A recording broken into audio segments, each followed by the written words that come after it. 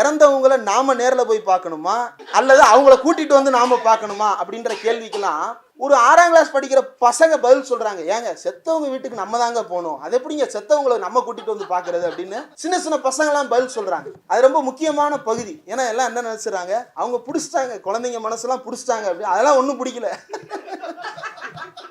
நீங்க சரியானதை செஞ்சீங்கன்னா மக்களுக்கு உங்களை பிடிக்கும், தப்பானதை செஞ்சீங்கன்னா மக்களுக்கு உங்களை பிடிக்காது. சிலர் சினிமா எடுக்கிறாங்க எப்படின்னா, இயக்குனர் வசந்தபாலன் அவர்களா இருக்கட்டும், இப்போ இயக்குனர் தமிழ் அவர்களா இருக்கட்டும், டானாக்காரன் எடுத்தார் இல்லையா, இப்போ சிறை திரைக்கதை வசனம் எழுதியிருந்தார் அவரா இருக்கட்டும், அப்புறம் நம்ம எல்லாருக்கும் தெரிஞ்ச பா ரஞ்சித் அவர்கள், மாரி செல்வராஜ் அவர்கள், வெற்றிமாறன் போன்றவர்கள், வெகு சிலர் வந்து எப்படி இருக்கிறாங்கன்னா, அப்புறம் சுரேஷ் ராஜகுமாரி அந்த சிறைப்படத்துடைய இயக்குனர். எனக்கு இவங்களெல்லாம் பார்க்கும்போது ரொம்ப ஆச்சரியமா இருக்கிறது என்னன்னா, இன் ஜெனரல் சினிமாவில் இருக்கக்கூடிய நடிகர்கள், இயக்குனர்கள், பிரபல எழுத்தாளர்கள் பல பேர் வந்து சமுதாயத்திலிருந்து ரொம்ப விலகியவர்களா இருக்கிறாங்க. அன்றாட நாட்டு நடப்பு என்ன நடக்குதுன்னு தெரியாதவங்களா இருக்கிறாங்க. உண்மைதான் இல்லையா சார்? சார் சொல்ல முடியாது, நான் சொல்றேன். ரொம்ப விலகி இருக்கிறாங்க. அப்படி விலகி இருக்கிறவங்களாலதான் ஒரு திரைப்படத்தோட நம்மளால ஏன் கனெக்ட் பண்ணிக்க முடியல? ரத்தம் குடிக்கும் காட்டேரிகளாக மாறிவிட்டார்கள். அருவாள் எடுத்து மீசையை ஸ்வைப் பண்றாங்க. ரொம்ப அதிர்ச்சியா இருக்கு சார். சாரி சார், வருது சார் புத்தகத்துல. ஏங்க வீட்டில் கத்தி எதுக்கு பயன்படுத்துவோம்? கடா வெட்டுறதுக்கு பயன்படுத்துவோம். கண்டம் துண்டமா மனுஷனை வெட்டுறதுக்கு பயன்படுத்தக்கூடாது, கண்டம் துண்டமா கறி வெட்டுறதுக்கு பயன்படுத்தணும். ரொம்ப போச்சுன்னா தேங்காயில சில்லு எடுத்து சாப்பிடலாம். இதை தவிர வேற எதுக்கு கத்தியை பயன்படுத்தணும்? ஆனா அந்த கத்தியை, ரத்தம் தோய்ந்த கத்தியை நாக்கால் நக்கி கொண்டு திபுன்னு நடந்து வர்றாங்க. யூ சர்டிபிகேட் வேற கேட்கறாங்க, இல்லைன்னா யூபிஏ கொடுன்னு கேட்கறாங்க. தயவு செய்து ஏன் வாங்கிட்டு வந்துருங்க. அது வந்து வல்காரிட்டின்றது இல்லை, ரொம்ப அபத்தமான ரொம்ப மோசமான சித்தரிப்புகளை சினிமா நம் கண் முன்னால் காட்டிக்கொண்டே இருக்கிறது. இதா உபதேசம் வருது, மையா வேசியா மனோயே மாம் நித்யா யுக்தா உபாசத்தே ஸ்ரத்தாய பிரயோ பீட்டா தேமே யுக்கத்தம தத்தா.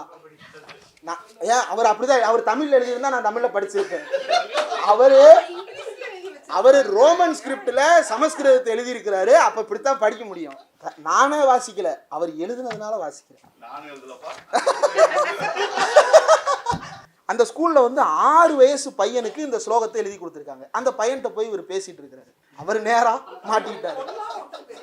போனவர் அந்த பையன்கிட்ட பேசிட்டு இருக்கும்போது, அந்த பையன் பாட்டுக்கு இதை படிச்சுட்டு இருந்தவன், நமக்கு சுதந்திரம் வாங்கி கொடுத்தவர் மகாவிஷ்ணு. எது அந்த கேக்கனர் ஸ்கூல்ல வந்து கிளாஸ் எடுத்தாரு அந்த மகாவிஷ்ணு. அந்த மகாவிஷ்ணு இல்லைங்க, மகாவதார் மகாவிஷ்ணு. அந்த பாம்பு படுக்கையில படுத்திருப்பார் இல்லையா மகாவிஷ்ணு, லட்சுமியோட வீட்டுக்கார் மகாவிஷ்ணு. ஏங்க சிரிக்கிறீங்க? ஒரு யூனிவர்சல் ட்ரூத்துக்கு இப்படி சிரிக்கிறாங்களே, என்ன சமூகம்? அந்த பையன்கிட்ட என்னப்பா அப்படின்னு பேசும்போது, மகாவிஷ்ணு தான் நமக்கு வாங்கி கொடுத்தாரு சுதந்திரம். சரி ஒன்றும் புரியலையே, மகாவிஷ்ணு சுதந்திரம் வாங்கி கொடுத்தாருன்னா எது? அது புக்கில் எதுவும் படிச்சியா? இல்லை. சரி, உனக்கு தெரிஞ்ச ஃப்ரீடம் ஃபைட்டர்ஸ் யாராவது சொல்லு. திருப்பூர் குமரன். அவன் பாருங்க, அவன் ட்ராப்ல சிக்கிறானா, அவன் இவர் ட்ராப்ல சிக்கிறானான்னு தெரியல. திருப்பூர் குமரன் இருக்கான் அந்த பையன். கரெக்டா சொல்லிட்டேன், திருப்பூர் குமரன். அவர் பேர் என்ன? குமரன். திருப்பூர் அவர் ஊரு. அவர் என்ன செஞ்சாரு? கொடி காத்தார்.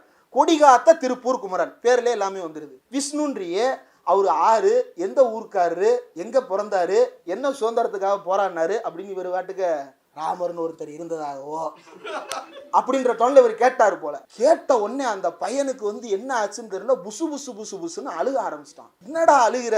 உன்ட்ட நான் என்னடா கேள்வி கேட்டேன்? மகாவிஷ்ணு சுதந்திரத்துக்காக போராடினாருன்னு சொன்னியே, விடுதலை வாங்கி கொடுத்தாரு. நீ யாராண்ட இருந்துடா விடுதலை வாங்கி கொடுத்தாரு? எனிமீஸ்ட் இருந்து வாங்கி கொடுத்தாரு. எனிமீஸ்னா யாரு? அவன் அழுதுட்டான். எனிமீஸ்னா யாருன்னு கேட்டவனே அழுதுட்டான். தெரியல, கொஞ்சம் வளர்ந்தவனா இருந்தா திமுக இருப்பான், அது வேற. ஏன் அந்த கதையை சொல்றேன்னா, அவனுக்கு விஷ்ணுன்ற பேர் மட்டும்தான் தெரியும். ஆனா அந்த பேரை பத்தி ஒரு கேள்வியை கேட்டவொடனே அவன் பொசுன்னு அழுகுறான். பிள்ளையாருன்ற பேர் தெரியுது, பிள்ளையாரை பத்தி கேள்வி கேட்டா அழுகுறான். சிவன் சொல்றோம், சிவனை பத்தி சொன்னா அழுகுறான். நீங்க உடனே அர்ஜுன் சம்பத் மாதிரியான ஆட்களை கற்பனை பண்ணிக்கிறாங்க. இதெல்லாம் 6 வயசு பையன். 6 வயசு பையன் அப்படி இருக்கிறான்னா நம்மளால புரிஞ்சுக்கிட முடியாது. 60 வயசு வரைக்கும் அப்படியே தான் இருக்கிறாங்கன்றதுதான் ரொம்ப அதிசயமா இருக்கு. வளரவே இல்லை. இதுல இருந்து என்ன தெரியுது?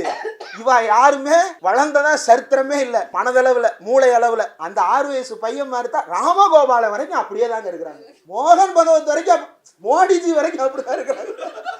நீங்க ஏதாவது ஒண்ணு கேளுங்க, என்ன பார்த்து என்ன கேள்வி கேட்டுட்டான், என்னால முடியல அப்படின்னு அழுக ஆரம்பிச்சிடுறாங்க. இப்போ புதுசா பங்களா பண்ணையார்கள் வந்திருக்கிறாங்க, அவங்களும் ஏதாவது கேள்வி கேட்டா திமுக, என்னடா திமுகன்ற, திமுகவுக்கும் சென்சார் போர்டுக்கும் சம்மந்தமே இல்லை, இருந்தாலும் திமுக தான், சரி திமுக இப்படி, இந்த மாதிரி ரொம்பலாம் கேள்வி கேட்காதீங்க, எங்க அண்ணன் அவ்வளவுதான் சொன்னாரு எங்களுக்கு அப்படின்னு அவனாலும் எல்லாம் அந்த சின்ன பசங்களுடைய மைண்ட் செட்லேயே இருக்கிறாங்க.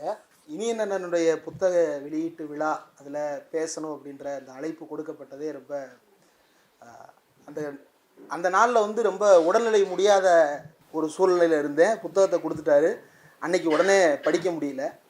ஒரு சில நாட்கள் நேரம் இருந்தது, ஒரு 3 நாட்கள் இடையில் நேரம் இருந்தது. அந்த 3 நாட்களில் என்றைக்கா ஒரு நாள் எப்படியாவது உடம்பு சரியாயிரும், படிச்சிருவோம் அப்படின்ற நம்பிக்கையில் சரின்னு ஒப்புதல் கொடுத்தேன். அவர் ஒப்புதல் கொடுத்தா அரை மணி நேரத்தில் போஸ்டர் வேறு அனுப்பிட்டாரு. ஆனால் அந்த ஃபோட்டோவில் இருக்கிறது நான் இல்லை, அந்த ஃபோட்டோவில் இருக்கிறது நான் இல்லை. அது ஏதோ என்னையும் எஸ்பிபியும் குளோனிங் பண்ணி ஒரு புது பிக்சர் ஒன்று போட்டு விட்டாரு. தெரில, அண்ணன் கௌதம் அண்ணன் ரொம்ப நாளாக ஒரு புக்கு கேட்டுக்கிட்டு இருந்தார், கொடுக்கலன்ற கடுப்பில் வந்து குளோனிங் பண்ணிட்டாருன்னு நினைக்கிறேன். இந்த புத்தகத்தை வெளியிட்ட டிராவிடியன் ஸ்டாக் பதிப்பகத்தாருக்கும் இந்த புத்தகத்தை எழுதிய அண்ணன் இனியன் அவர்களுக்கும் முதல்ல அனைவரின் சார்பாக வாழ்த்துக்களை நாம் தெரிவித்துக் கொள்ள வேண்டும்.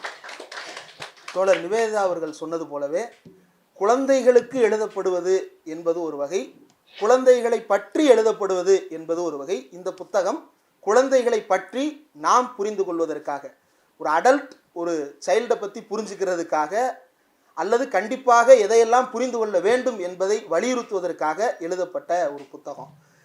இந்த புத்தகத்தில் ஒரு முக்கியமான சாப்டர், அதை படிக்கும்போது எனக்கு என்னுடைய 8ஆம் வகுப்பு நினைவுக்கு வந்தது. 8ஆம் வகுப்புனா ரொம்ப முன்னாடிலாம் கிடையாது, இப்போ தான் 2006 to 2012 தான். ஆமாம், அவர் 9ஆம் வகுப்பு படித்தேன்னு 1999 போட்டிருக்கிறாருங்க. அப்போ எனக்கு 2 வயசு ஒரு இடத்துல மென்ஷன் பண்ணியிருக்கிறாரு. அதை வச்சு நீங்கள் வயசை கணக்கு பண்ணிக்கலாம்.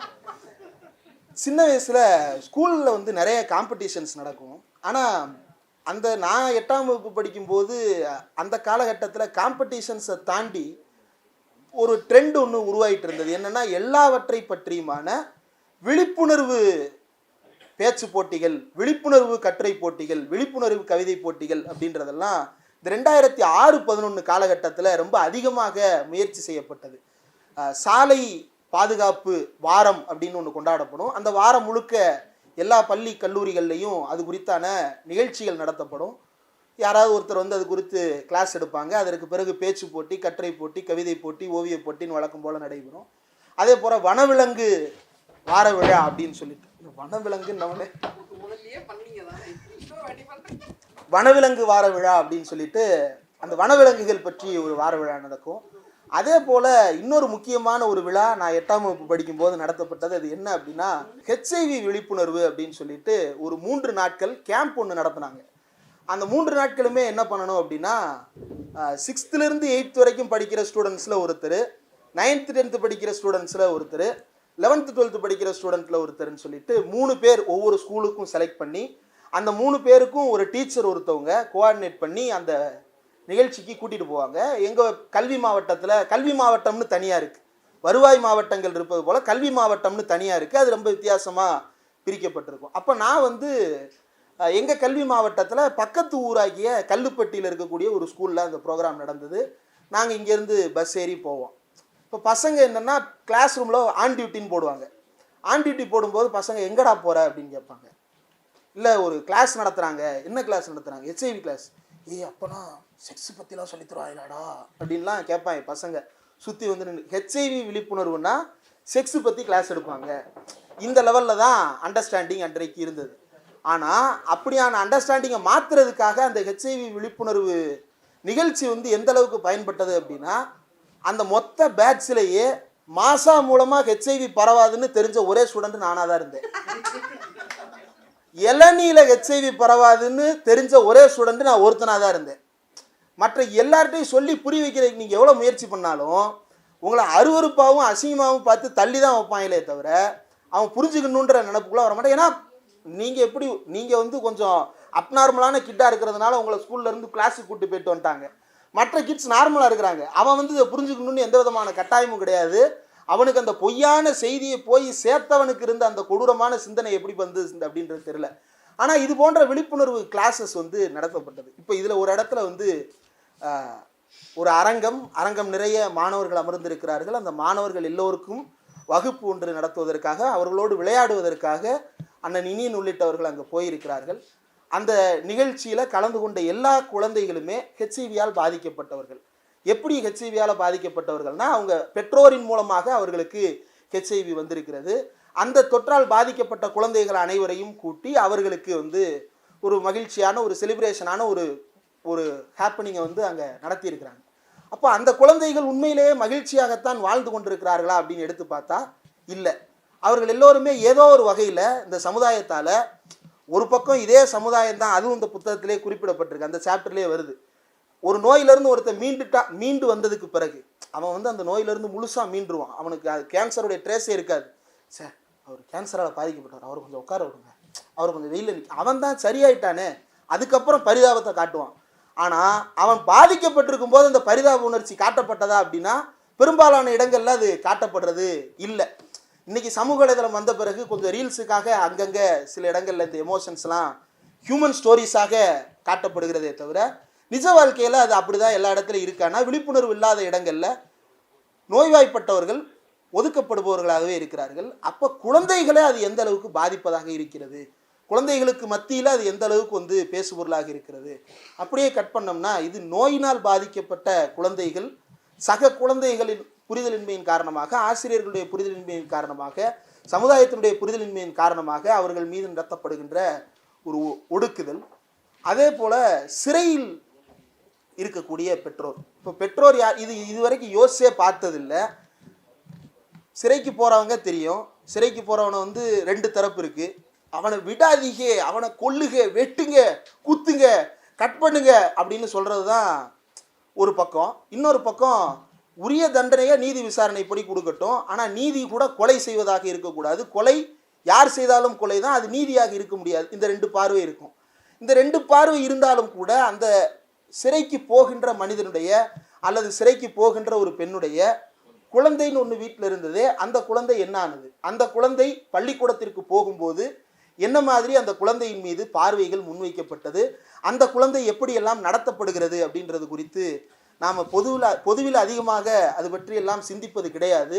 ஆனால் சிறையில் இருப்பவர்களினுடைய குழந்தைகள் எந்த அளவிற்கு ஒடுக்குமுறைக்கு ஆளாக்கப்படுகிறார்கள், அப்பாவின் தவறோ அல்லது அம்மாவின் தவறோ, தவறு ஒன்று இன்டென்ஷனலாக வேணும்னே செஞ்சதாக இருக்கலாம், அல்லது சூழ்நிலையின் காரணமாக ஒரு அந்த குற்றத்தில் ஈடுபட்டவராக இருக்கலாம். சூழ்நிலையின் காரணமாக ஈடுபட்டிருந்தாலும் சரி, வேண்டுமென்றே இதை செய்தவராக இருந்தாலும் சரி, சமுதாயத்தின் பார்வையில் சினிமாவில் வேணால் இவங்க அப்பா நல்லதுக்காக கொலை பண்ணிட்டாருப்பா அப்படின்னு சினிமாவில் வேணால் அது காட்டப்படுறது ரொம்ப ஈஸியாக இருக்கலாம். ஆனால் சமுதாயத்தில் இவர் நல்லதுக்காக ஜெயிலுக்கு போனவர் அப்படிலாம் இல்லை, ஜெயிலுக்கு போயிட்டான், அவன் குற்றவாளியுடைய பையன் அப்படின்ற, குற்றவாளியுடைய பொண்ணு அப்படின்ற அந்த பார்வை எந்த அளவுக்கு அவர்களை வாட்டி வதைப்பதாக இருக்கிறது அப்படின்றதும் ரெண்டுமே ரொம்ப இதுவரை இந்த கோணத்தில் நாம் ஏன் யோசித்து கூட பார்த்ததில்லை அப்படின்னு தோன்றியது. இதை தாண்டி இந்த புத்தகத்தில் முன்வைக்கப்படுகின்ற ஆர்கியூமெண்ட்ஸில் ரொம்ப முக்கியமானது, பல்வேறு விவகாரங்களில் எனக்கு முன்னாடி பேசிய தோழர் நிவேதிதா அவர்களே சுட்டி காட்டி விட்டார். அதை தாண்டி மிச்சம் மீதி இருக்கிறத நான் கொஞ்சம் பொறுக்கி எடுத்து அங்கங்கே சொல்லலாம்னு நினைக்கிறேன். முதல்ல இந்த புத்தகத்திற்கு வழங்கப்பட்டிருக்கிற வாழ்த்துறைகள் அணிந்துரைகள், இந்த வாழ்த்துறைகள் எல்லாமே ரொம்ப முக்கியமானது. இந்த புத்தகத்தை நாம் புரிந்து கொள்வதற்கு அந்த வாழ்த்துறைகளும் அணிந்துரைகளும் ரொம்ப முக்கியமானதுன்னு நான் கருதுறேன். லேட்டாச்சுன்னா சீட்டு கொடுத்துருங்க, மறந்துடாதீங்க, நான் பாட்டுக்கு பேசிகிட்டே இருந்துருவேன். தரைகளில் எழும் சூரியன் அப்படின்னு பழங்குடியின குழந்தைகள் நல செயற்பாட்டாளர் கோவையை சேர்ந்த ஒடியன் லட்சுமணன் அவர்கள் எழுதியிருக்கிறார். அவர் தான் இந்த புத்தகத்தை எடுத்த உடனே நான் படிக்க ஓப்பன் பண்ண உடனே அதுதான் முதல்ல இருக்கும். அதில் நீங்கள் ஓப்பன் பண்ணோடனே சிறைவாசிகளின் குழந்தைகள் அப்படின்னு இருந்தது. அதுவே ரொம்ப ஸ்ட்ரைக்கிங்காக இருந்தது. சிறைவாசிகளின் குழந்தைகளா, நம்ம இந்த ஆங்கிளில் யோசிச்சதே கிடையாது. அப்போது புத்தகத்துக்குள்ளே அதை பற்றி தான் பேசுகிறாங்க போலன்றத அதிலே அவர் அறிமுகப்படுத்திட்டார். அப்புறம் போலி ஒழுக்க கற்பிதங்கள் எந்த அளவிற்கு வாட்டி வதைக்கின்றன, சமகால அறச்சிக்கல்கள் என்னவாக இருக்கிறது அப்படின்றது குறித்து அந்த அணிந்துரையில் கொடுக்கப்பட்டிருக்கிறது. அடுத்த அணிந்துரை எழுதியவர் ஜவாதுமலையை சேர்ந்த ஆசிரியர் மகாலட்சுமி அவர்கள். இந்த நூலை அனுபவ நூல் அப்படின்னு குறிப்பிடுறதோடு அல்லாமல், பாடம் கற்பிக்க வேண்டிய பொருளாக அல்லாமல் பாடம் கற்றுத்தரும் உயிர்களாக பார்க்க சொல்லுகிறது இந்த புத்தகம் அப்படின்னு இந்த புத்தகத்தை பற்றி அவர் அணிந்துரை அளித்திருக்கிறார். ரொம்ப முக்கியமான கண்ணோட்டம் நாம் கவனிக்க வேண்டியது. உபதேச துணியோ அலங்கார மொழியோ கொண்டவையாக அல்லாமல் நேர்மையானவையாக, எளிமையானவையாக, நம்பிக்கையூட்டுபவையாக இந்த புத்தகம் வழங்கப்பட்டிருக்கிறது அப்படின்னு அதில் குறிப்பிடப்பட்டிருக்கிறது. ஏன் அதை சொல்கிறேன் அப்படின்னா, அடுத்து புத்தகத்திற்கு உள்ளே போகும் பொழுது இதை நாம் புரிஞ்சுக்கலாம். அதே போல் அதற்கு அடுத்ததாக ரொம்ப முக்கியமான ஒரு அணிந்துரை, கொஞ்சம் நீண்ட அணிந்துரை, ஆனாலும் கண்டிப்பாக எல்லோரும் வாசிக்க வேண்டிய ஒரு அணிந்துரை. வளவன் பெரியார்தாசன் அவர்கள் எழுதிய நாம் குழந்தைகளுக்காக உருவாக்கிய உலகம் நியாயமானதாக இருக்கிறதா அப்படின்றது ரொம்ப கவனிக்க வேண்டிய இது. ஏன்னா அதில் United Nations Convention on the Rights of the Child அப்படின்னு சொல்லிட்டு பலரும் மறந்து போன அல்லது இந்த உலகத்தில் பல இடங்களில் அனைவரும் பேச வேண்டும் என்று உருவாக்கப்பட்டு பலராலும் பேசாமலே தவிர்க்கப்படுகின்ற முக்கியமான கன்வென்ஷன்ஸில் ரைட்ஸ் ஆஃப் தி சைல்டு தொடர்பாக அந்த UNCRCன்ற கன்வென்ஷன் 1989 கொண்டு வந்தது ரொம்ப முக்கியமானது.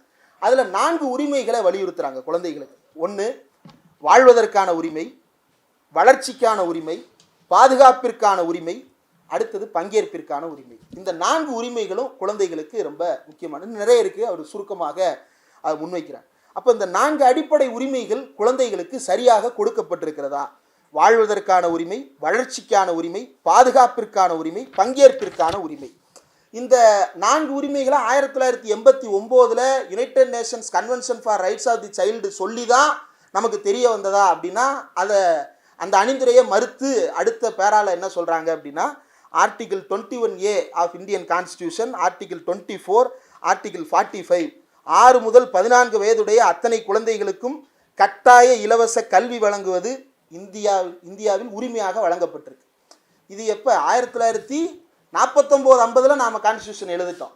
49-50 இந்தியா கொண்டிருந்த ஒரு பார்வையை யுனைடெட் நேஷன்ஸ் 1989 கொண்டிருக்கிறது அப்படின்னு நாம் புரிஞ்சுக்கலாம். அல்லது 1950 அண்ணல் அம்பேத்கர் முன்வைத்ததை யுனைடெட் நேஷன்ஸ் போன்ற அமைப்புகள் புரிந்து கொள்வதற்கு அதற்கு பிறகு 40 ஆண்டுகள் தேவைப்பட்டிருக்கிறது. அடுத்து ஆர்டிகிள் 24 14 வயதிற்கு உட்பட்ட நாடாளுமன்ற மாநிலங்களவை உறுப்பினர் கனிமொழி எம்பியின் சோமு அவர்களை வர வேண்டும். அப்புறம் ஆர்டிகிள் 24 14 வயதுக்கு உட்பட்ட குழந்தைகளை வேலைக்கு அமர்த்த தடை.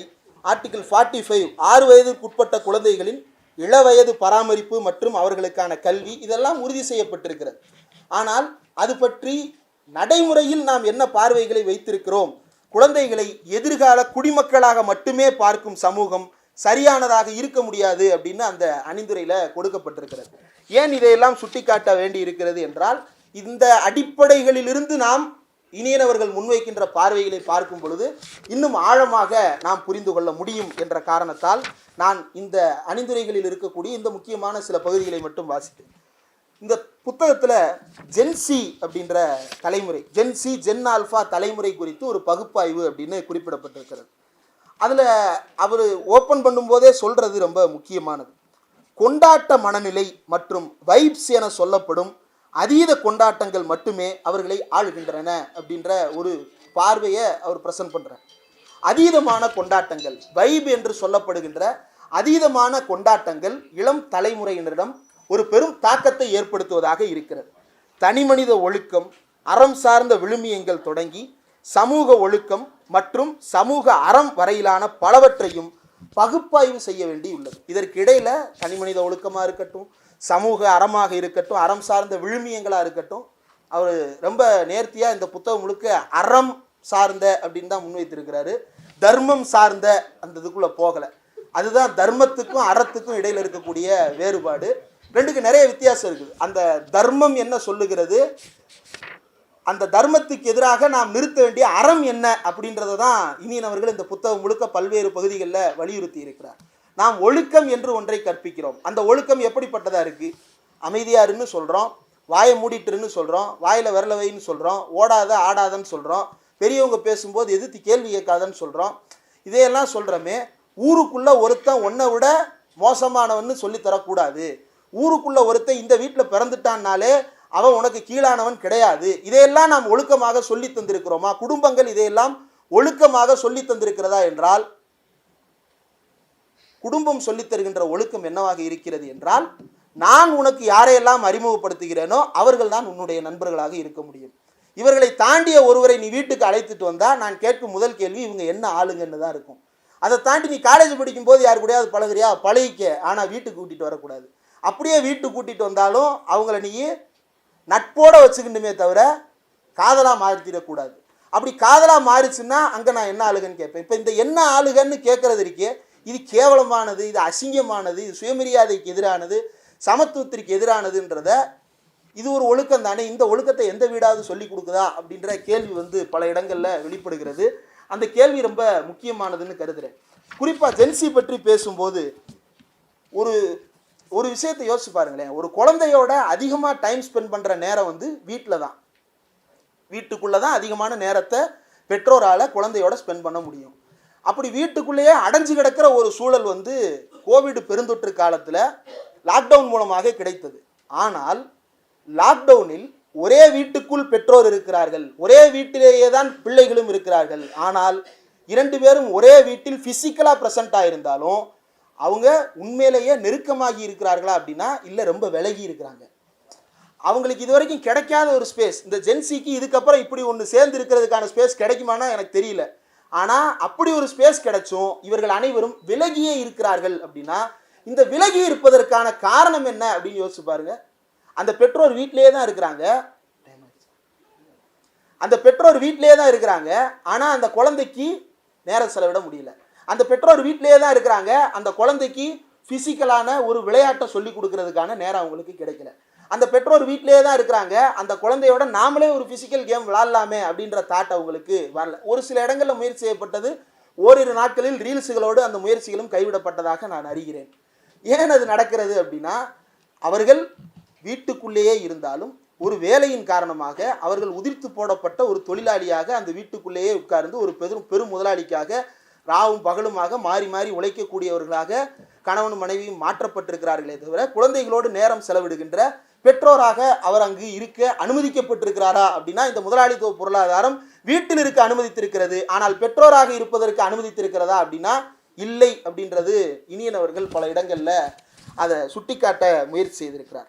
அதில் ரொம்ப முக்கியமான காரணங்களாக 4 காரணங்கள் ஜென்சி மற்றும் ஜென் ஆல்ஃபா கிட்ஸோட உரையாட முடியாமல் இருப்பதற்கு அல்லது உரையாடலில் இருக்கக்கூடிய சிக்கலை புரிந்து கொள்வதற்கு 4 காரணிகளை முன்வைக்கிறார். குடும்ப கட்டமைப்பு, சமூக காரணிகள், தொழில்நுட்ப காரணிகள், அரசியல் காரணிகள். இந்த குடும்ப கட்டமைப்பு அப்படின்றது தான் இப்போ நம்ம பேசணும். சமூக காரணிகள் அப்படின்னு வரும்போது அவர் ரொம்ப அழகா அதையுமே தோழர் சொல்லிட்டாங்க. கல்வி, சினிமா, போதை அப்படின்னு செயின் சொல்லிட்டாங்க. அதில் அவங்க ஸ்கிப் பண்ண ஒரு போர்ஷன் என்னன்னா, பாடங்கள் கடந்த உரையாடல்கள் அப்படின்னு ஒரு இடத்துல குறிப்பிடுறார். பாடங்கள் கடந்த உரையாடல்கள் பள்ளிகளிலிருந்து நீக்கம் பெற்று பல வருடங்கள் ஆகிவிட்டன அப்படின்னு ஒன்று குறிப்பிட்டிருக்கிறார். அது என்ன பாடங்கள் கடந்த உரையாடல்கள்? எனக்கு நல்லா ஞாபகம் இருக்குது. எங்கள் தமிழாசிரியர் ஸ்கூலில் அதையுமே புத்தகத்தில் ஒரு இடத்துல வருது. ஸ்கூலில் டீச்சர்ஸை ஜீன்னு சொல்கிறதுக்கு பழக்கப்படுத்தப்படுறாங்க பிள்ளைகள் அப்படின்னு சொல்லிட்டு ஒரு இடத்துல குறிப்பிடுறாரு. நாம் ஸ்கூல் படிக்கும்போது 2 வார்த்தை தான், எல்லாரையும் சார் மேடம்னு கூப்பிடுவோம். தமிழ் வாத்தியாருனா ஐயா, தமிழ் மேடம்னா அம்மா. ஹிந்தி டீச்சர் யாராக இருந்தாலும் அவங்க ஜி, ஹிந்தி டீச்சரை மட்டும்தான் ஜீம்பான். கரெக்டாக பிரித்து கொடுத்துருக்குறாங்க. இவங்க ஜி, இவங்க அம்மா, இவங்க ஜி, இவங்க அப்பா அப்படின்னு சொல்லிட்டு பிரிச்சுருக்கிறாங்க. ஜி ஸ்கூலை விட்டு வெளியே வந்தாருன்னா அவரும் நமக்கு அம்மா அப்பா தான், அவர் ஜியா இருக்கும்போது ஜியாவே இருக்கிறார் அப்படின்னு புரிதலுக்காக அப்படி பிரித்து வச்சுருப்போம். இப்போ இன்றைக்கு அது என்னவா மாறி இருக்கு அப்படின்னா, தமிழில் துணைப்பாடம்னு ஒரு அருமையான போர்ஷன் இருக்குது, ரொம்ப முக்கியமான போர்ஷனும் கூட. நான் இப்போ பழைய சிலபஸில் படிக்கும்போது 10th வரைக்கும், நான் 10th ஃபஸ்ட்டு பேட்ச், நான் 10th படிக்கும்போது தான் முதல்ல சமச்சீர் கல்வி இன்ட்ரடியூஸ் ஆகுது.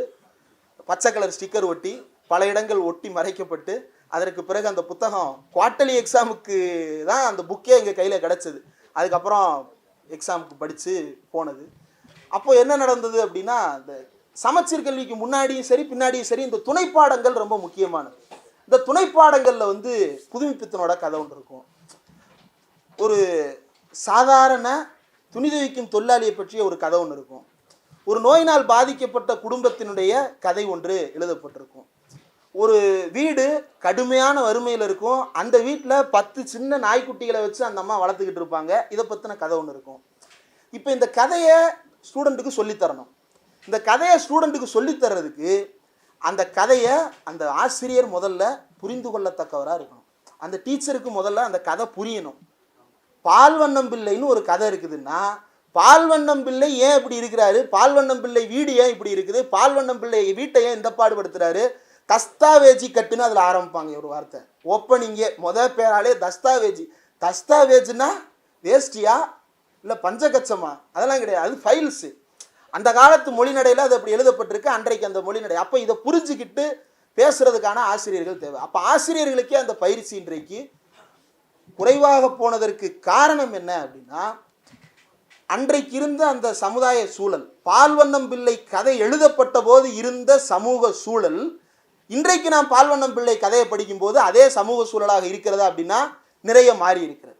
இந்த அரசுகள் நிறைய மாற்றங்களை இந்த சமுதாயத்தில் நிகழ்த்தி இருக்கிறது. அப்படி நிகழ்த்திய காரணத்தால் பால்வண்ணம் பிள்ளைகளை புரிந்து கொள்ள முடியாத ஒரு தலைமுறை வந்து விட்டதுன்றதை தாண்டி, முந்தைய தலைமுறை இப்படி இருந்தது அப்படின்றதே புரிஞ்சுக்கிடாத ஒரு தலைமுறை இன்றைக்கு ஆசிரியர்களாக ஒரு சிலர் வந்திருக்கிறார்கள். இப்போ அவர்களுக்குமே இது பற்றிய புரிதல் நிறைய தேவைப்படுகிறது. பாடங்கள் கடந்த உரையாடல் நிகழ்வதற்கு சமுதாயத்தை பற்றி அவர்கள் நிறைய அனுபவித்தவர்களாக இருக்க வேண்டும். இப்போ எங்களுக்கு தமிழாசிரியர் கிளாஸ் ரூமில் பாடத்தை 1/2 மணி நேரம் நடத்திட்டு 10 நிமிஷம் சும்மா ஏதாவது ஒரு கதையை எங்களோட பேசிக்கிட்டே இருப்பார். அப்படி ஒரு தமிழாசிரியர் எனக்கு கிடைச்சதான் இன்றைக்கி நான் இந்த இடத்துல நிற்கிறேன். ஏதோ ஒரு இடத்துல அவர் எனக்கு சமூக நீதி பற்றி ஒரு சின்ன பொறியை அவர் கிளப்பி விட்டுருப்பார். ஏதோ ஒரு இடத்துல தமிழர் அடையாளத்தை பற்றிய ஒரு சின்ன பொறியை அவர் கிளப்பி விட்டுருப்பார். அது யாரோ ஒருத்தனை எங்கேயோ ஒரு இடத்துக்கு கொண்டு போய் நிப்பாட்டிடும். அப்படி தான் இங்கே இருக்க பல பேரும் இங்கே சேர்ந்துருப்போம். இப்படியான ஒரு கூட்டத்துக்கு உட்கார்றதுக்கான ஒரு அறிமுகம் நமக்கு கிடைச்சிருக்கு. இப்போ எங்கள் தமிழாத்தியார் எனக்கு சொல்லும்போது ஜெயபாலகிருஷ்ணன் பேர், அவர் என்ன சொல்லுவார்னா, அவங்க வீட்டில் அவங்க அப்பா அம்மா சின்ன வயசுல இறந்துடுறாங்க, அப்பா 2வது திருமணம் பண்ணுறாரு, சித்தியோட பசங்க அவரும் வாழ்கிறாரு. அப்போ குடும்ப சுமை அந்த மூத்த மகனாகி அவர் மீது வைக்கப்படுது. அவர் கஷ்டப்பட்டு படிக்கிறாரு. அவர் ஊருக்குள்ளே சின்ன சின்னதாக நாடகங்கள் சின்ன சின்ன வேலைகள்லாம் பார்த்துக்கிட்டே ஸ்கூல் முடிக்கிறாரு, காலேஜ் முடிக்கிறாரு, எல்லாம் காலேஜ்லாம் கரஸ்லே முடிக்கிறாரு, வீட்டிலே உட்காந்து தானாக படிக்கிறாரு. படிக்கிற காலகட்டத்திலேயே அவர் வீட்டில் டியூஷன் எடுக்கிறாரு. டியூஷன் எடுக்கும்போது அந்த டியூஷனுக்கு அவரை விட வயசான ஒருத்தர் படிக்க வர்றாரு. அப்படி படிக்க வந்தவர் இன்னைக்கு எங்கள் தமிழாத்தியார்கிட்ட படித்து இன்னைக்கு அவர் ஹெட்மாஸ்டராகி ரிட்டையர் ஆகிட்டார் இன்னொரு இடத்துல. அவர் யாருன்னா, கள்ளச்சாராயம் காய்ச்சினாருன்னு கைது செய்யப்பட்டு சிறையில் அடைக்கப்பட்ட ஒருத்தர். கள்ளச்சாராயம் காய்ச்சி சிறையில் அடைக்கப்பட்ட ஒருத்தர் எதுக்கு நான் தமிழாத்தியார்கிட்ட டியூஷன் வர்றாருன்னா, அப்போது கலைஞர் பீரியடில் என்ன நடந்திருக்குது அப்படின்னா, ஒரு முக்கியமான ஒரு நிகழ்வு. நிறைய இடங்களில் இந்த சாராயம் பரவலாக இருக்கும்போது, போதை பரவலாக இருக்கும்போது, ஏன் இதெல்லாம் பரவலாக இருக்குன்னா வேலை வாய்ப்பு இல்லாமல் இருக்குது. அப்போ இவங்களை வேலை வாய்ப்புக்கு உட்படுத்தணும், கல்விக்கு உட்படுத்தணும் அப்படின்ற பார்வையோடு செயல்படும் போது இவர் வேறு வழி இல்லாமல் இப்படி போனவர்னு சொல்லிட்டு அதுக்கப்புறம் கருணையின் அடிப்படையில் ரிலீஸ் ஆகி எங்கள் தமிழாத்தியார்ட்ட பாடம் படித்து அவர் எங்கள் தமிழையா இன்றைக்கும் தமிழையாவாக தான் இருக்கிறாரு, பிஜி அசிஸ்டண்ட்டாக இருக்கிறாரு, 11th 12th எடுக்கிறாரு. அவர் ஹெட்மாஸ்டர் ஆகி ரிட்டையர் ஆகிட்டார். அந்தளவுக்கு அவர் வளர்ந்து போயிட்டார். ஏன் அதை சொல்கிறேன்னா, இந்த பேக்ரவுண்ட்லேருந்து ஒரு தமிழாத்தியார் எனக்கு பாடம் நடத்துகிறார். இந்த பேக்ரவுண்டில் இருந்த தமிழாத்தியார் சமுதாயத்தினுடைய எல்லா அசைவுகளையும், களத்தில் நிகழ்ந்த அசைவுகளையும் பார்த்து பழக்கப்பட்ட ஒருத்தர் எனக்கு பாடம் நடத்துகிறார். ஆனால் இன்றைக்கி வர்ற ஆசிரியர்கள் இந்த சூழலில் இருந்து இருக்கிறாங்களா அப்படின்னா இல்லை.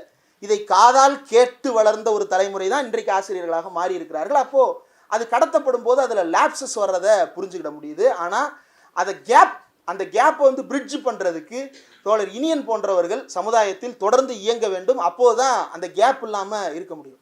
அதை அவருடைய அந்த 14 நாட்கள் அனுபவத்தை பற்றி கடைசி பகுதியில் விரிவாக எழுதியிருக்கிறார். அந்த 14 நாட்களில் ஒவ்வொரு நாளும் ஒவ்வொரு அதிசயம் நடக்கிறது. இப்போ இயேசு 3 அதிசயங்களை நிகழ்த்தினதா சொல்லுவாங்க இல்லையா, எனக்கு தெரியல தோழர், நீங்கள் சொன்னால் கரெக்டாக இருக்கு. புத்தகம் எழுதுனீங்கன்றதுனால சொன்னேன். உங்களை மட்டுமா, எங்களையும் தான் சொல்கிறேன். எல்லாரும் தான், நாம் எல்லாருமே அதுதானே, எல்லாருமே கத்தோலிக்க கைக்கூலிகள் தான், நீங்கள் கவலைப்படாதீங்க.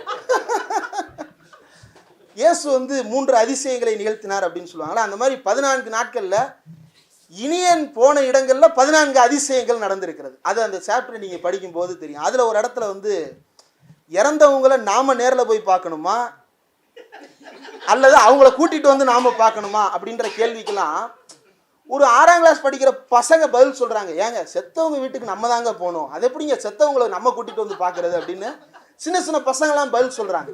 அது ரொம்ப முக்கியமான பகுதி. ஏன்னா எல்லாம் என்ன நினச்சிடறாங்க, அவங்க பிடிச்சிட்டாங்க, குழந்தைங்க மனசெல்லாம் பிடிச்சிட்டாங்க அப்படி. அதெல்லாம் ஒன்றும் பிடிக்கல. நீங்கள் சரியானதை செஞ்சீங்கன்னா மக்களுக்கு உங்களை பிடிக்கும், தப்பானதை செஞ்சீங்கன்னா மக்களுக்கு உங்களை பிடிக்காது. ஏன் அதை குறிப்பிடுறேன்னா, சினிமா என்னவா மாறி இருக்கு அப்படின்றது ஒரு முக்கியமான ஃபேக்டர்.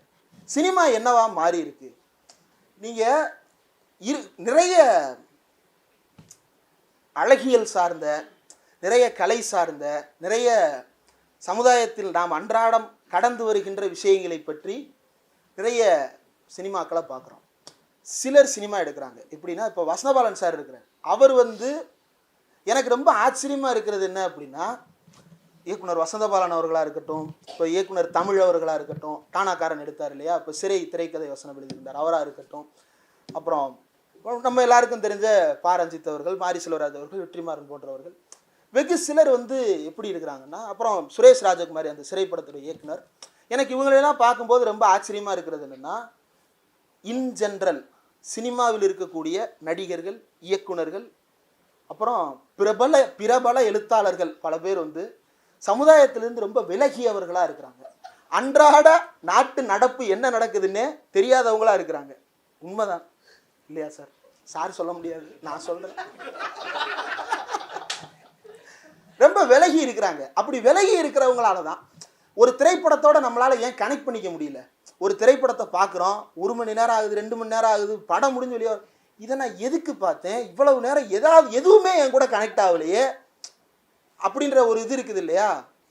நம்ம சமுதாயத்தில் பார்க்காததெல்லாம் அல்லது அவ மட்டுமே பார்த்துட்டு இருந்ததெல்லாம் சினிமாவில் வரும்போது நம்மளோட கனெக்ட் ஆகாது. அவ மட்டுமே பார்த்துட்டு இருந்ததை நம்மளாண்ட காட்டும்போது நம்மளுக்கு எப்படி கனெக்ட் ஆகும்? அதனால கனெக்ட் ஆக மாட்டேங்குது.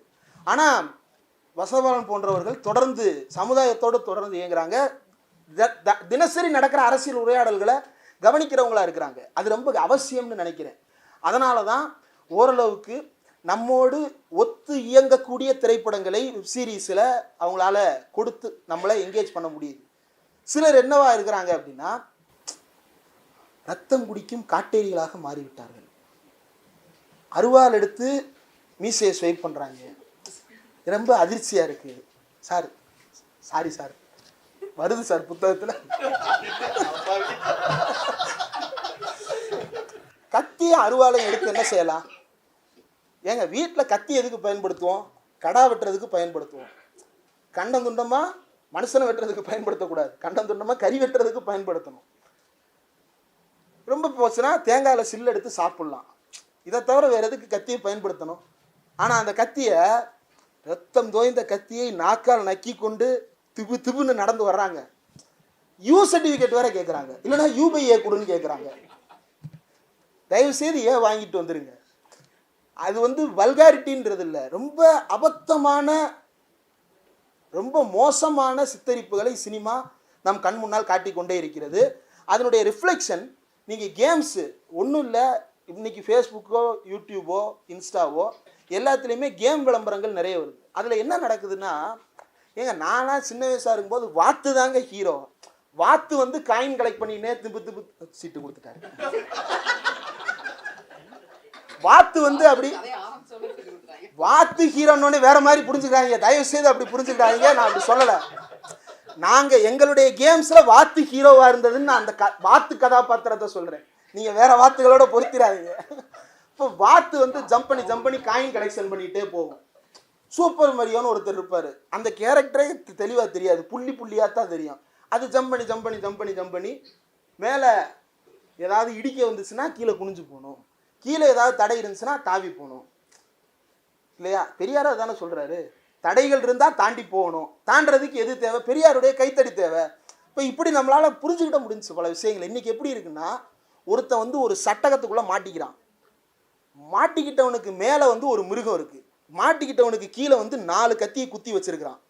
நீங்கள் இப்படி ஜம்ப் பண்ணி போய் எதையாவது ஒன்று ஓப்பன் பண்ணிட்டீங்கன்னு வைங்களேன், ஒன்று கத்தியில் விழுந்து குத்தி ரத்தம் கக்கி சாவான், இல்லைன்னா மேலே இருக்கிற மிருகம் அவனை கபால்னு கவ்வி திங்கும். கேம்ஸ் இப்படி வடிவமைக்கப்பட்டது. யாருக்கு இந்த கேம்ஸ்லாம்? நீங்கள் நான் என்னைக்காவது அந்த கேம் விளாண்டுருக்கிறோமா? நமக்கு இப்போ 29-30 வயசு ஆகுது. 29 30 இல்லை 29 ஆகுது. நம்ம என்னைக்காவது இந்த கேமை விளாண்டுட்டு இருக்கிறோமா? கிடையாது. யார் இதை விளாடுறா? குழந்தைங்க விளையாடுது. குழந்தைங்களுக்கு வந்து செல்ஃபோனில் நம்ம அன்லிமிட்டடான அக்சஸ் கொடுத்துருக்குறோம். அந்த குழந்தை நமக்கே தெரியாமல், நமக்கே புரியாத ஃப்ரீ ஃபயர்னு ஒன்று விளாட்றாங்க, ஏதோ கேம்ஸ்லாம் விளாட்றாங்க. காஸ்டியூமுக்கு காசு கட்டுறாங்க எல்லாமே. அதில் ஏதோ கண்ணாடி போட்டிருக்கான, இவன் கண்ணாடி கேட்டாலே இவங்க அப்பா வாங்கி தர மாட்டார். நம்ம வீட்டில் இந்த கண்ணாடி கூலிங் கிளாஸை வாங்குறதுக்கு சாவடிப்பாங்க நம்ம அப்பா. கூலிங் கிளாஸை வாங்குறதுக்கு படாத பாடு படணும். அந்த திருவிழாவுக்கு போனோம்னா அந்த கூலிங் கிளாஸ் ரொம்பலாம் இல்லைங்க, 5 ரூபாய்க்கு விற்பான். அந்த 5 ரூபா கூலிங் கிளாஸை வாங்கி கொடுக்கறதுக்கு சாவடிப்பார் நம்ம அப்பா. கடுப்பாக இருக்கும், ஏன்டாடி இப்படி சாவடிக்கிறீங்க, இந்த கண்ணாடியை வாங்கி கொடுக்க உனக்கு வக்கு இல்லையா அப்படின்லாம் கண்டபடி திட்டிட்டு வருவோம். இந்த ரிமோட் காரை வாங்குறதுக்கு வந்து கடைசி வரைக்கும் வாங்கி தரல, கடைசி வரைக்கும் வாங்கி தரல. இப்போ வயசாயிருச்சு, வாங்க தோண மாட்டேங்குது. அந்த காரை ஓட்டி பார்க்கணும்னு தோணுச்சு, ஓட்டி பார்க்க முடியல. இப்போ வாங்கணும்னு தோண மாட்டேங்குது. அப்படி ஆயிடுச்சு. இப்போ என்னென்னா, இந்த சின்ன சின்ன எக்ஸ்பெரிமெண்ட்ஸ் இருக்குது இல்லை, கண்ணாடி வாங்க போகிற இடத்துல கண்ணாடி உனக்கு கேட்ட நேரத்துலலாம் வாங்கி கொடுக்க முடியாது. நீ கார் ஏற்ற இடத்துலலாம் நீ கேட்கும் போதெல்லாம் வாங்கி கொடுக்க முடியாது. இப்படின்னு தடுத்து நிப்பாட்டுறது இருக்குல்ல. அப்போ கடுப்பாக இருந்தாலும் இப்போ யோசிச்சு பார்த்தா நம்மளை ஒரு நல்ல ப்ராக்டிஸுக்கு உட்படுத்தி இருக்கிறாங்க. அந்த கார் வாங்கி கொடுக்க முடியாதபடிக்கெல்லாம் வீட்டில் ஆள் இல்லை. ஓரளவுக்கு சராசரியான குடும்பத்தில் எல்லாராலையுமே அந்த ரிமோட் காரை வாங்கி கொடுத்துட முடியும், அந்த கண்ணாடி கூலிங் கிளாஸை வாங்கி கொடுத்துட முடியும்.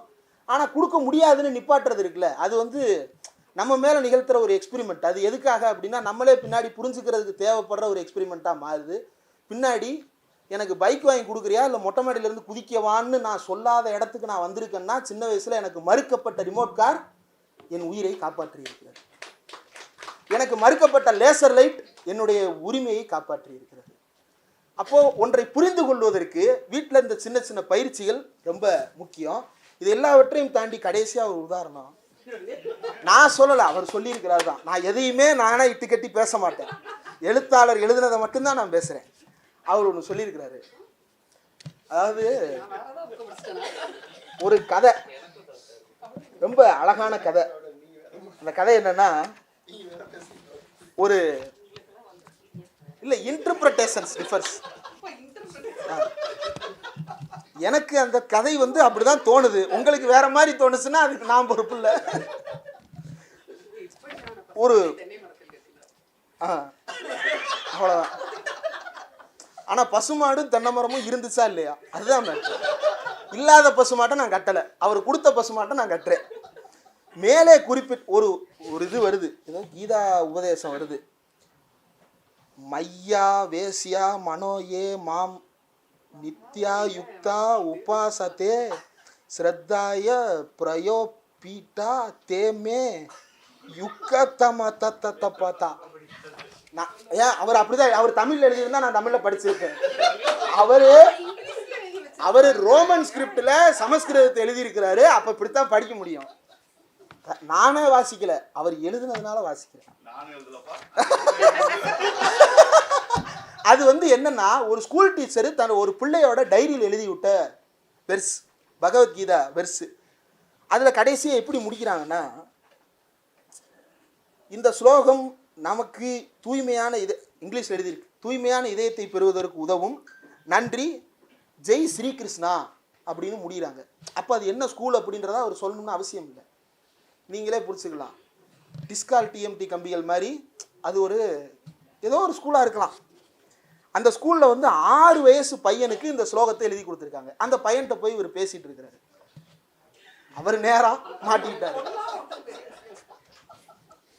போனவர் அந்த பையன்கிட்ட பேசிகிட்டு இருக்கும்போது, அந்த பையன் பாட்டுக்கு இதை படிச்சுட்டு இருந்தவன், நமக்கு சுதந்திரம் வாங்கி கொடுத்தவர் மகாவிஷ்ணு. எது அந்த கேக்கனர் ஸ்கூலில் வந்து கிளாஸ் எடுத்தார் அந்த மகாவிஷ்ணு, அந்த மகாவிஷ்ணு இல்லைங்க, மகாவதார் மகாவிஷ்ணு. அந்த பாம்பு படுக்கையில் படுத்திருப்பார் இல்லையா மகாவிஷ்ணு, லட்சுமியோட வீட்டுக்கார் மகாவிஷ்ணு. ஏங்க சிரிக்கிறீங்க? ஒரு யூனிவர்சல் ட்ரூத்துக்கு இப்படி சிரிக்கிறாங்களே, என்ன சமூகம் இது? அந்த பையன்கிட்ட என்னப்பா அப்படின்னு பேசும்போது, மகாவிஷ்ணு தான் நமக்கு வாங்கி கொடுத்தாரு சுதந்திரம். சரி சரி, ஒன்றும் புரியலையே, மகாவிஷ்ணு சுதந்திரம் வாங்கி கொடுத்தாருன்னா எது, அது புக்கில் எதுவும் படிச்சியா? இல்லை. சரி, உனக்கு தெரிஞ்ச ஃப்ரீடம் ஃபைட்டர்ஸ் யாராவது சொல்லு.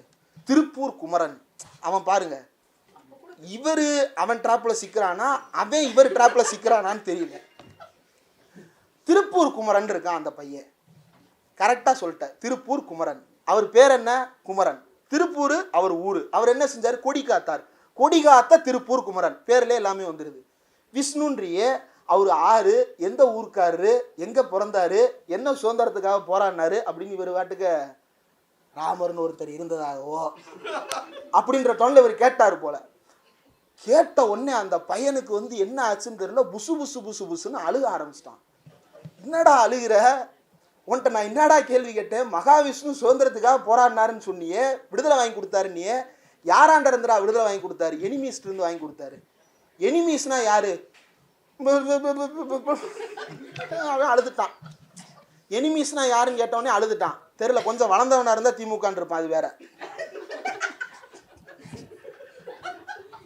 ஏன் அந்த கதையை சொல்றேன்னா, அவங்க அம்மா அதுக்கப்புறம் வந்து அது ஒன்றும் இல்லைங்க, நீங்கள் வந்து அவன்கிட்ட ஏதாவது கேள்வி கேட்டீங்களா? ஆமாம் கேள்வி கேட்டேன். உங்களை யாருங்க அவன்கிட்ட கேள்வி கேட்க சொன்னா? சரி, அவன் சொன்னது ஏதாவது தப்புன்னு சொன்னீங்களா? ஆமாம் சொன்னேன். உங்களை யாருங்க அவன் சொன்னதெல்லாம் தப்புன்னு சொல்ல சொன்னது? அவன் எல்லாத்துக்கும் டென்ஷன் ஆயிடுவாங்க. இப்போ பாருங்க அழுதுகிட்டு இருக்கான். அடுத்த தடவை நீங்கள் வந்தீங்கன்னா அவங்கள்ட்ட பேசக்கூட மாட்டான். என்னம்மா சாதாரணமாக சொல்லிட்டேன், நான் என்னம்மா கேட்டேன்? மகாவிஷ்ணு ஆறுன்னு தானம்மா கேட்டேன் அப்படின்னு ஒரு கேட்க, இப்படியாக அந்த பையன் விஷ்ணுவுக்கு மட்டும் இல்லை, சிவன், பிள்ளையார் போன்ற கடவுள்கள் பற்றி யாராவது தப்பா பேசினா இப்படித்தான் கோபம் வருது அப்படின்னு அந்த அம்மா சொல்றாங்க. ரொம்ப அதிர்ச்சியா இருக்கு. அவனுக்கு ஏன் கோபம் வருது? விஷ்ணுவை பற்றியோ சிவனை பற்றியோ பிள்ளையாரை பற்றி இவர் ஏதாவது தப்பா பேசினாரா? கிடையாது. அவர் ரொம்ப அழகான ஒரு கேள்வி கேட்டார். விஷ்ணுன்னு அவன் சொல்லியிருக்கலாம்ல, பாம்பு, நான் சொன்னேன் இல்லையா, பாம்பு படுக்கையில் படுத்திருப்பார், தாமரை மலரை ஏந்தி இருப்பார், மகாவிஷ்ணு வந்து மகாலட்சுமியினுடைய கணவராக இருப்பார், இப்படி ஏதாவது ஒன்று சொல்லியிருக்கலாம் இல்லையா? அல்லது வந்து அவர் வந்து 4 வர்ணங்களை படைத்தார், அப்படி ஏதாவது ஒன்று அந்த பையன் சொல்லியிருக்கலாம். ஆனால் அந்த பையனுக்கு அது எதுவுமே தெரியாது. அவனுக்கு விஷ்ணுன்ற பேர் மட்டும்தான் தெரியும். ஆனால் அந்த பேரை பற்றி ஒரு கேள்வியை கேட்டவுடனே அவன் பொசு பொசுன்னு அழுகுறான். பிள்ளையாருன்ற பேர் தெரியுது, பிள்ளையாரை பற்றி கேள்வி கேட்டால் அழுகுறான். சிவன்னு சொல்கிறோம், சிவனை பற்றி சொன்னால் அழுகுறான். நீங்கள் உடனே அர்ஜுன் சம்பத் மாதிரியான ஆட்களை கற்பனை பண்ணிக்கிறாங்க. இதெல்லாம் 6 வயசு பையன். 6 வயசு பையன் அப்படி இருக்கிறான்னா நம்மளால் புரிஞ்சுக்கிட முடியாது. 60 வயசு வரைக்கும் அப்படியே தான் இருக்கிறாங்கன்றது தான் ரொம்ப அதிசயமாக இருக்குது. வளரவே இல்லை. இதுல இருந்து என்ன தெரியுது? இவா யாருமே வளர்ந்ததா சரித்திரமே இல்லை. மனதளவில், மூளை அளவில் அந்த 6 வயசு பையன் மாதிரி தான் ராமகோபால வரைக்கும் அப்படியே தாங்க இருக்கிறாங்க. மோகன் பகவத் வரைக்கும், மோடிஜி வரைக்கும் அப்படிதான் இருக்கிறாங்க. நீங்க ஏதாவது ஒண்ணு கேளுங்க, என்ன பார்த்து என்ன கேள்வி கேட்டுட்டான், என்னால முடியல அப்படின்னு அழுக ஆரம்பிச்சிடுறாங்க. இப்ப புதுசா பங்களா பண்ணையார்கள் வந்திருக்கிறாங்க. அவங்களும் ஏதாவது கேள்வி கேட்டா திமுக, என்னடா திமுகன்ற, திமுகவுக்கும் சென்சார் போர்டுக்கும் சம்மந்தமே இல்லை, இருந்தாலும் திமுக தான். சரி திமுக இப்படி இந்த மாதிரி ரொம்பலாம் கேள்வி கேட்காதீங்க, எங்கள் அண்ணன் அவ்வளோதான் சொன்னார் எங்களுக்கு அப்படின்னு அவனாலும் எல்லாம் அந்த சின்ன பசங்களுடைய மைண்ட் செட்லேயே இருக்கிறாங்க. அந்த மைண்ட் செட்டில் இருக்கிறவன பிறகு பேசுவான். ஆனால் இந்த சின்ன பசங்க மனசில் விஷ்ணுவை பற்றி பேசினா அவன் ஏங்க அழுகணும்? அந்த கேள்வி ரொம்ப முக்கியமான கேள்வி. ஒரு ஸ்கூலில் அதை தான் தோழர் ராஜ்கி மருது அவர்கள் ஆரம்பத்திலே சொன்னார். கலைக்கு உள்ள ஒரு லேயரா, ஒரு அவுட்டர் லேயரா அந்த மதத்தை போட்டு வச்சுட்டு அவன் அந்த மதத்தோட ஸ்டக் ஆயிடுறான். அதை தாண்டி உள்ளுக்குள்ளே ட்ராவல் பண்ணவே முடியல. அந்த கலையை எனக்கு தெரிஞ்சு தமிழ்நாட்டில் இந்த மதத்தை நீக்கினதுனால கலை ரொம்ப பிரபலமடைந்தது அப்படின்னா ஒரு சம்பவத்தில் பிரபலமடைந்தது. என்னன்னா, மதுரையில் ஒரு ஓவியர் இருக்காரே தோழர், அவர் பேர் என்ன, ஏதோ ஒரு சர்மா, திருவள்ளூர் படத்தை வரைஞ்சாரு, அவர் பேர் ஏதோ ஒரு சர்மா. சரி பாருங்க, நம்மளுக்கும் அந்த சர்மா தான் ஞாபகம் வருது, பேர் ஞாபகம் வர மாட்டேங்குது. அவர் நல்ல ஓவியர். அவர் வரைந்த திருவள்ளூர் படம் இருக்கு இல்லையா, இந்த திருவள்ளூர் படம் வந்து ரொம்ப ஃபேமஸ். எனக்கு தெரிஞ்சு சாமிநாத சர்மாவா, சரி ஏதோ ஒரு சர்மா விட்டுருங்க, திருவள்ளூர் படம் தான் நமக்கு முக்கியம், சர்மா இங்கே தேவையில்லை நமக்கு. அந்த திருவள்ளூர் படம் வந்து நமக்கு ரொம்ப முக்கியமான கலை அம்சம். அதன் மீது இருந்த மதத்தின் சாயத்தை உதிர்த்ததால் இன்றைக்கு தமிழ்நாடு முழுக்க மலர்ந்திருக்கிறார் திருவள்ளுவர். காரணம் என்னன்னா, காவியோடு இருந்திருந்தால் அவர் பூஜை அறைகளில் மாட்டப்பட்டிருப்பார். அவர் காவியோடு இருந்திருந்தால் கோவில்களில் வைத்து அவருக்கு பூஜை செய்திருப்பார்கள். கொஞ்ச நாளில் அவர் எழுதின ஓலைச்சுவடிகளை பூரா செல்லரிச்சு போச்சு, கொடுக்க மாட்டேன், திருவள்ளுவரே நேரில் வந்தால் தான் தருவேன்னு ஏதாவது ஒரு கோயிலுக்குள்ளே போட்டு செல்லரிக்க விட்டுருப்பானுங்க. எப்படி தேவாரம் திருவாசகத்தில் பாதி செல்லரிச்சு போச்சோ அந்த மாதிரி செல்லரிக்க போக விட்டுருப்பாங்க. அப்போ சாரி மேடம், ஒரு 2 மினிட்ஸ், என்னடா ரொம்ப 2 மினிட்ஸ் கேட்குறீடா, 2 கிலோமீட்டர் நினச்சிடாதீங்க, ஒரு கடைசியாக ஒரு 2 கிலோமீட்டர் போய்க்கிறேன்.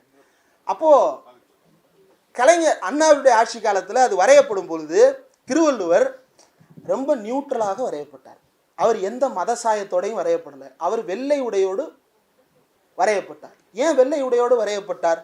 வெள்ளை என்பது ஞானத்தினுடைய வெளிப்பாடாக உலகம் முழுக்கவே வெள்ளை என்பது ஒரு வெள்ளையை பார்த்தாலே வெள்ளை தாடி வச்சிருந்தா அவங்க தத்துவ அறிஞர்கள் அப்படின்ற ஒரு தோற்றம் உலகம் முழுக்கவே இருக்குது.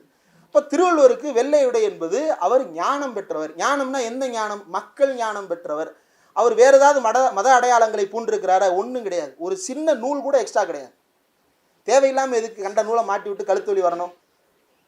அவருக்கு என்ன தேவை? அவருக்கு ஒரு ட்ரெஸ்ஸு தேவை. ட்ரெஸ்ஸை கொடுத்தாச்சு. அவர் பாட்டுக்கு நிம்மதியாக உட்காந்துருக்கிறாரு. நம்ம வீடுக்கு உட்காந்துருக்கிறாரு. Bus stand உட்காந்துருக்கிறாரு.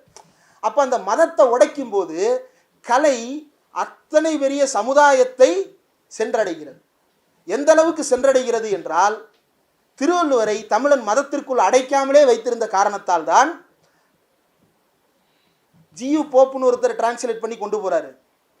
நீ எத்தனையோ அறிஞர்கள் உலகம் முழுக்க அதை டிரான்ஸ்லேட் பண்ணி கொண்டு போறான். இவன் என்ன பண்ணிக்கிறான்? ஒரு குரூப் உட்காந்துக்கிட்டு திருவள்ளுவர் எங்காலு, அவர் ஞானி, அவர் வேதாந்தி. வேதாந்தியா? வேதாந்தினா வேதம் படித்தவர். அவர் வேதத்தை பற்றி ஏதாவது ஒரு சின்ன கூறாவது அதில் எழுதியிருக்கிறாரா? எதுவுமே இல்லை. பிறப்போக்கும் எல்லா உயிருக்கும், இது எல்லாத்தையும் விட இன்னொன்று அவர் எழுதியிருக்கிறாரு. ரொம்ப அழகான வரி. அந்த வரிக்கு வர்றதுக்கு முன்னாடி ஒரு பராசக்தி படம் பார்த்துருக்கீங்களா?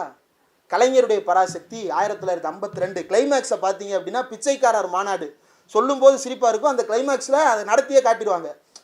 அது ரொம்ப அழகாக அந்த காட்சியை வடிவமைச்சிருப்பாங்க. கலைஞர், அண்ணா வேறு வேறு இடங்களில் நடந்த நிகழ்ச்சிகளை பூரா பேட்ச் ஒர்க் பண்ணி ஒரே இடத்துல அது பிச்சைக்காரர் மாநாட்டில் பேசுகிற மாதிரியே அதை அழகாக கட் பண்ணி போட்டிருப்பாங்க. அந்த காட்சிகள் ஓடும்போது பின்னாடி ஒரு சாங் ஒன்று வரும். எல்லோரும் வாழ வேண்டும், இங்கு இல்லாமை போக வேண்டும், இல்லாதார் என்றொருவர் படைத்தான் எனில் அவன் இல்லாமல் போகட்டுமே அப்படின்னு வரும். அண்ணல் தாங்கோன்னு ஒருத்தர் எழுதுனது. ஏங்க அண்ணல் தாங்கோ இல்லாதார் ஒருத்தர், அதாவது உலகத்தில் பணம் இல்லாதவன் பசி உள்ளவனாக ஒருவன் படைக்கப்பட்டிருந்தால் அந்த படைத்தவன் இல்லாமல் போகட்டும்னு அண்ணல் தாங்கவன் எழுதுறாரு. அது அண்ணல் தாங்கோ எழுதலை. அதை எழுதுனது கலைஞரா? கலைஞரும் இல்லை. அதை எழுதுனது திருவள்ளுவர் எழுதுறாரு. இறந்தும் உயிர் வாழ்தல் வேண்டின் பறந்து கெடுக உலகியற்றியான், பிச்சை எடுத்து வாழுவதை வாழ்க்கையாக ஒரு இறைவன் படைத்திருப்பான் என்றால் அந்த இறைவன் பிச்சை எடுத்து சாகட்டும் அப்படின்னு திருவள்ளுவர் எழுதியிருக்கிறார். பிறப்புக்கும் எல்லா உயிருக்கும் மட்டும் இல்லை, அவர் கடுமையான கடவுள் மறுப்பு பார்வையை அந்த திருக்குறளில் முன்வைத்திருக்கிறார். அப்போ இது எல்லாவற்றையும் நாம் இன்றைக்கு அனுபவிக்கிறோம் என்றால் மதத்திலிருந்து திருவள்ளுவர் வெளியில் நிறுத்தப்பட்டிருப்பதால் தான். அப்போ இந்த கலையின் மூலமாக மதவாதம் இன்றைக்கு புகுத்தப்படுகிறது. மதம் போகிறது என்பதை தாண்டி மதவாதம் புகுத்தப்படுகிறது. அமர் சித்திர கதா நம்ம எல்லோரும் சின்ன வயசுல பார்த்துருப்போம். இந்த அமர் சித்திர கதாவில் அம்பேத்கரை பற்றி ஒரு கதை இருக்கு, தயவு செய்து பாருங்க. அம்பேத்கர் எப்படி பிறந்தாரு? அவங்க அம்மாவுக்கு அப்பாவுக்கும் பிறந்தாரு. அந்த கதை வேற ஒன்று சொல்லுது. என்ன சொல்லுது? ஒரு சாமியார் வரம் கொடுத்தாராம். வரம் கொடுத்ததுனால அம்பேத்கர் பிறந்தாராம். இப்படி கதை எழுதி வச்சிருக்கிறான். ஒரு நல்ல நாளில் நல்ல நேரத்தில் நல்ல நட்சத்திரத்தில் அம்பேத்கர் பிறந்தாருன்னு எழுதியிருக்கிறான். மகத் குலத்தில் சத்தியாகிரகம் பண்றாரு அம்பேத்கர். அந்த மகத் குலத்தில் நீர் எடுக்க போறாரு. ஏன் எடுக்க போறாரு? நீர் எடுக்க போறாரு. அதுக்கு என்ன எழுதியிருக்கணும்? இவ்வளவு காலம் நீர் எடுக்க விடாமல் தடுத்து வைத்திருந்தார்கள், அந்த தடுப்பை உடைத்து அம்பேத்கர் நீர் எடுக்க சென்றார், மக்களை திரட்டி போராடினார், இப்படித்தான் எழுதியிருக்கணும். அவன் அப்படி எழுதல. இவ்வளவு காலம் இந்த குலத்தில் நீர் எடுக்க யாருமே வராத நிலையில் அம்பேத்கர் மக்களை திரட்டி நீரை எடுத்து, ஓ இவ்வளவுதானா, இப்படித்தான் நீர் எடுக்க வேண்டுமா என்று மக்களுக்கு உணர்வூட்டினார். இவ்வளவுதான். இதுல ஏதாவது உணர்வு இருக்கா? யாருக்கு எதிராக போராடினாரு, எதுக்காக போராடினாரு, எதுவுமே இருக்காது. இப்படி மொட்டையா ஒரு கதை எழுதி வச்சிருக்கிறான். இது குழந்தைகளுக்கு லட்சக்கணக்கான பிரதிகள் பள்ளிக்கூடங்கள் கல்லூரிகள் என்று கொண்டு போய் சேர்க்கப்படுகின்றன. அப்போ இதற்கு மாற்றாக நாம் ஒரு பார்வையை முன்வைக்க வேண்டி இருக்கிறது. அந்த பார்வை எந்த பார்வையாக இருக்க வேண்டும் என்றால், அதே பராசக்தி திரைப்படத்தில் ஒரு பையன் ஒரு ஆள் என்ட்ரி போட வருவார் அகதிகள் முகாமில். உங்கள் அப்பா பேர் என்ன? நாராயணன் பிள்ளை. எவன் பேர்? சுப்பிரமணி பிள்ளையா? எனக்கு பிள்ளையெல்லாம் இல்லைங்க, அவ்வளோதான். நாராயணன் பிள்ளையாக இருந்திருக்கலாம், ஆனால் நான் எந்த பிள்ளையும் கிடையாது, நான் எந்த டேஷும் கிடையாது அப்படின்னு முன்னிறுத்துறது இருக்குல்ல, அது அவருக்கு நேரில் நடக்குது.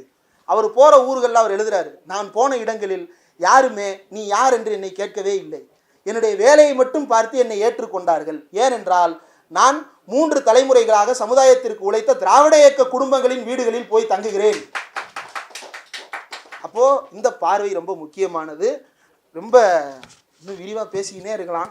ரொம்ப நிறைய எழுதியிருக்கிறாரு. ரொம்ப முக்கியமான ஒரு புத்தகமும் கூட. அனைவரும் தயவு செய்து கண்டிப்பாக இந்த புத்தகத்தை வாசிக்க வேண்டும்.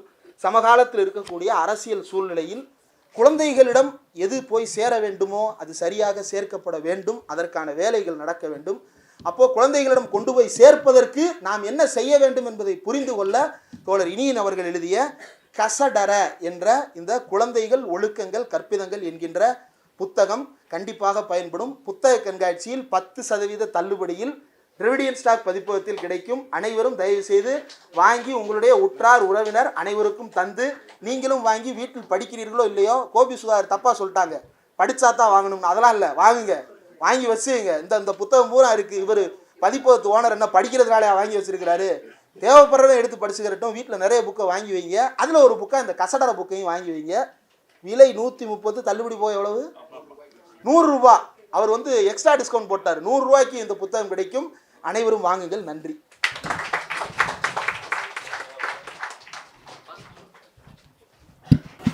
இந்திரகுமார் சொன்னதில் ஒரு ஒரு அடிஷ்னல் இன்ஃபர்மேஷன் இப்போ சொல்லியிருந்தோம். நீ சொன்னதுனால ஆக்சுவலாக சர்மா தான் அந்த பெயிண்டிங்கை பண்ணார் திருவள்ளுவரை. அது அதுக்கு முன்னாடி பட்டையெல்லாம் போட்டு தான் இருந்தது. முதல்ல இருந்த பழைய கொஞ்சம் லீனாக இருக்கிற மாதிரி இருக்கும், பட்டையெல்லாம் போட்டுருந்தது. அவர் அது ஆக்சுவலாக பயன்பாட்டுக்கு இப்போ உங்களுக்கு தெரியும், பஸ்ஸில் எல்லாம் இருந்தது. அது நம்ம பயன்பாட்டுக்கு அண்ணா வந்த உடனே இது முழு பயன்பாட்டுக்காக செய்ய வேண்டி இந்த பெயிண்டிங்கை பண்ணதற்கு அது குறுக்க இப்படி அது என்னென்ன ஆக்சுவலாக ஏற்கனவே போட்டிருந்த பூணில் மறைக்கிறதுக்கு தான் இப்படியே வரைஞ்சது. அது அதை மறைக்கிறதுக்காக தான் அந்த படமே அப்படி வரைஞ்சது. அதுக்கு பிறகு அது அதே பழக்கத்துலாம் இருந்தது இல்லையா? இதை சொல்லணும்னு நான் நினைக்கிறேன்னா, அதுக்கு பிறகு கலைஞர் பீரியடில் 2009 அந்த டைமில் ஒரு நாள் இரவு இதெல்லாம் நாங்கள் பேசிகிட்டு இருப்போம். எங்களுக்கும் தெரியும் அது. அப்புறம் ஒரு லக்கிலி ஒரு ஆக்சிடெண்ட் சர்மா வீடுக்கு பக்கத்துலேயே ஒரு 3 வீடு தள்ளியே நானும் இருந்தேன் கொஞ்ச நாள். எனக்கு இப்போ தெரியுதான் அவர் இறந்தார். அவருடைய பையன் இப்போ எனக்கும் தெரியும். இதுக்கு நடுவில் என்னென்னா, ஒரு நாள் எஸ்வி ராஜதுரை இருக்கார், எஸ்விஆர் எனக்கு ஒரு நாள் ஃபோன் பண்ணி, டே துண்டை நேராக போட்டு ஒரு படத்தை வரடா உள்ளே விட்டுருவோம்டான்னு சொன்னார்.